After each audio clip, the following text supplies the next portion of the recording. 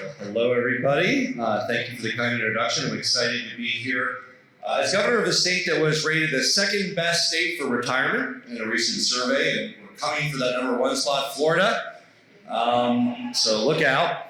I'm also excited that because of our work on aging, Colorado was the third state in the country to become part of the AARP network of the age-friendly states and communities. And we also have the third fastest aging population in our state.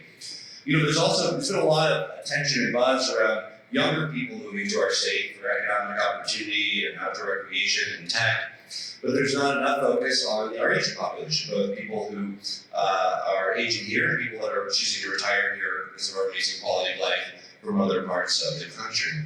You know, Coloradans 60 and up will soon make up a quarter of our state's population.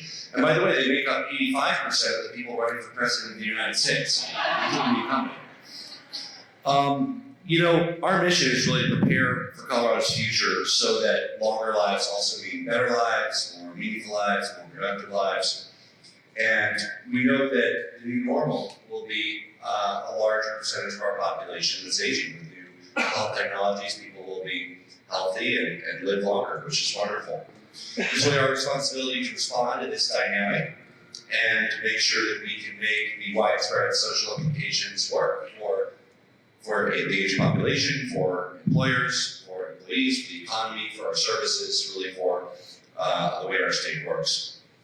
As our population ages, more and more older Coloradans will want or need to stay in the paid workforce past the traditional retirement age. Currently, about 70% of Coloradans 55 to 64 are working in full-time positions, and 19% of residents over 65 work full-time, including my parents, who are 75 and work full-time. My late grandmother retired at age 84.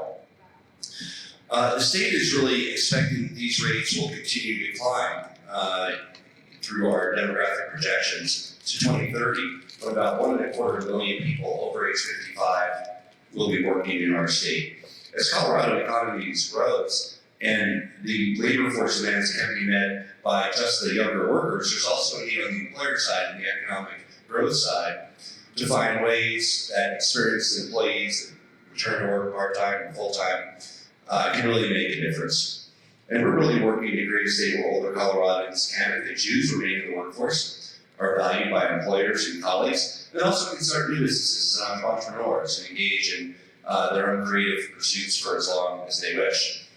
I'm committed to making Colorado a national leader in advancing the longevity economy by encouraging Colorado employers to create age-friendly workplaces that are responsive to the unique demands presented by older employees, by encouraging all the organizations that are working to support experienced employees that may need additional training or assistance when locating employers that can accommodate them.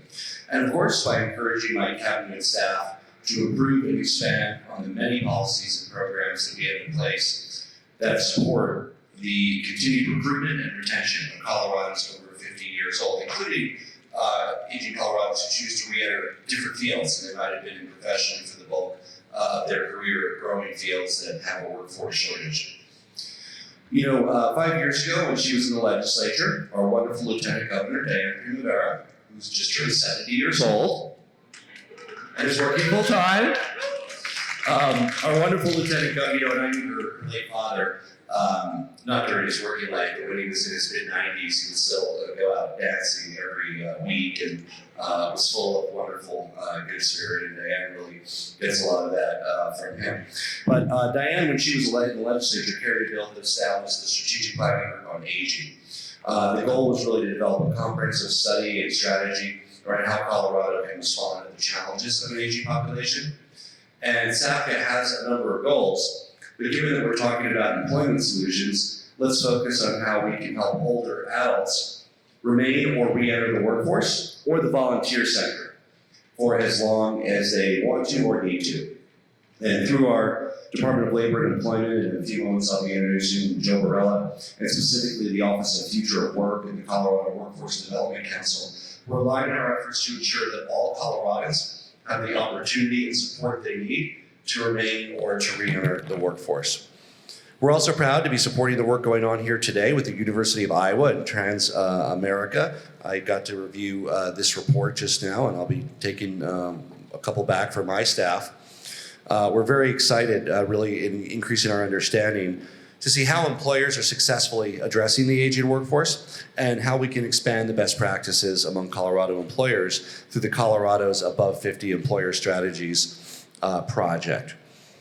Finally, in an economy that works for everyone, we want to make sure that Colorado for all means Coloradans of all ages have every opportunity to succeed. There's no room for discrimination in our workforce, in my administration, and we're committed to cracking down on age discrimination so that it becomes a thing of the past in our great state.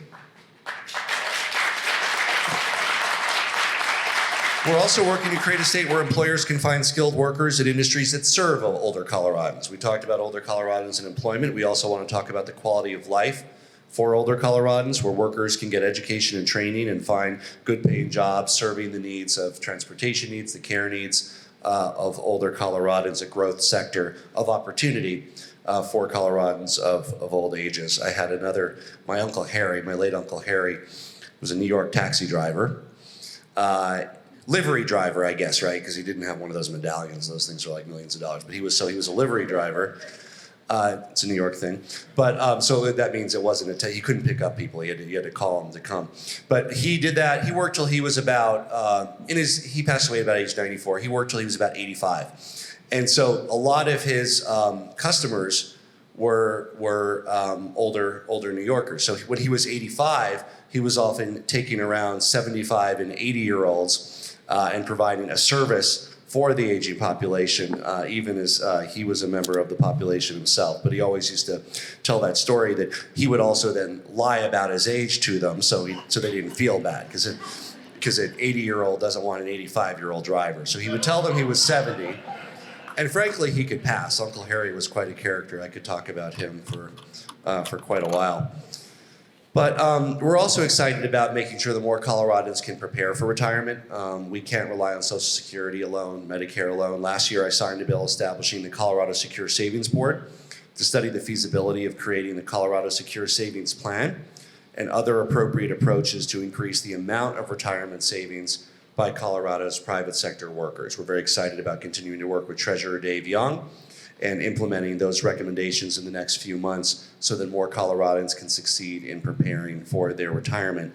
We're also partnering with the Attorney General and the Treasurer to form the Financial Security Coalition to focus on strong consumer protection in Colorado that supports financial security of Coloradans. We have significant problems with elder financial abuse and, frankly, scams for people of all ages, but disproportionately aging Coloradans fall victims to many of these scams, and we need to make sure that we do what we can to protect people of all ages in Colorado from unscrupulous attempts to exploit them. We also know that healthcare costs are a significant part of what people of all ages need to thrive. We're very excited about our work to reduce costs in the individual market, market. Very important for aging Coloradans, because for people who retire at 61 or 62 before Medicare kicks in, if they are going to have insurance, they're often buying it on the individual market. With statewide reinsurance program, rates are down an average of 20% in Colorado this year.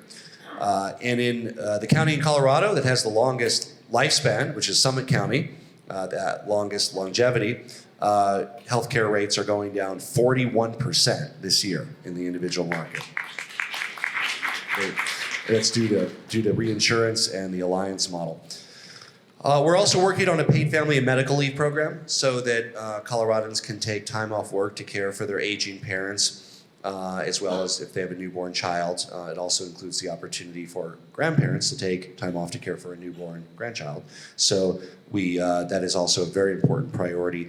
Of course, paid family. We have the concept of family and medical leave exists under federal law, federal family medical leave, thanks to the work of former Representative Pat Schroeder, who's a good friend, but it's unpaid. So that's not a real choice for many people who can't afford to pay their rent or mortgage without making a salary for 2 months. So we are working to build a coalition to make that paid so people can afford to take that time off if needed to care for a family member. There's a lot more going on at the state level to help Coloradans of all ages thrive. I'm excited to introduce one of our point people on this topic. He's the director of our Department of Labor and Employment. Joe Barella is doing an amazing job really preparing Coloradans for success, no matter who you are, no matter where you live, no matter what your age is. Joe Barella is going to go into more detail about our state's plan to ensure a Colorado for all, and his work of partnership with many others across the state to make sure that Colorado continues to be the very best place to age. Thank you.